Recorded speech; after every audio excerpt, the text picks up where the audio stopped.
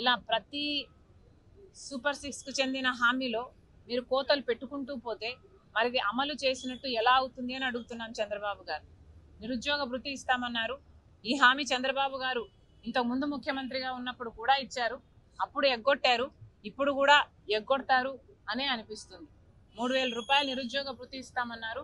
ఇప్పటి వరకైతే అసలు దాని గురించి ఊసే లేదు, అసలు మాట్లాడమే లేదు చంద్రబాబు గారు. మహిళల మహాశక్తి పథకం అన్నారు. ప్రతి మహిళకు, పేదవాళ్లకు దాదాపు 2 కోట్ల మంది ఉంటారు మన రాష్ట్రంలో. వాళ్ళందరికీ కూడా నెలకు 1,500 అంటే సంవత్సరానికి 18,000 రూపాయలు చంద్రబాబు గారు ఇస్తామన్నారు. ఇది చాలా హెవీ బడ్జెట్ స్కీమ్. కానీ ఇప్పుడేమో P4కు లింకు పెడుతున్నారు. ఎలక్షన్లప్పుడు మీరు చెప్పలేదు కదా P4కు లింకు పెడతాము అని. మరి ఇప్పుడు ఎందుకు లింకు పెడుతున్నారో చంద్రబాబు గారు సమాధానం చెప్పారు.